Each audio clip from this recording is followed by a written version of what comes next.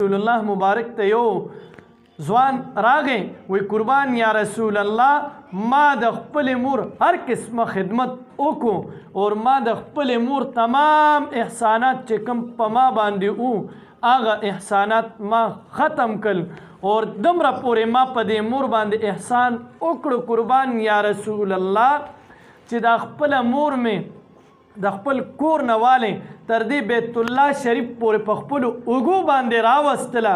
اور صفا مروه طواف سعی چې څومره وو مزدلفه منا ربه دا ټول ما پیدل وکړل اور دا مور زما په دې اوږو باندې سوره وه دا حج دې ادا کوم محبوبه د دې مور حق په ما باندې ختم شلو محبوب وفرمایل ځوانه نور پرېږده ته چې کله د دې مور د بطن نه پیدا کېدلې ستا مور چې په تا باندې کوم درد ذه تکلیف موندلی دی د درد ذه تکلیف هغې ته ملاو شوی دی که ته د ټول عمر تکلیفات یو طرف ته کې د خپلې مور د هغه درد ذه تکلیف نشي ادا کولی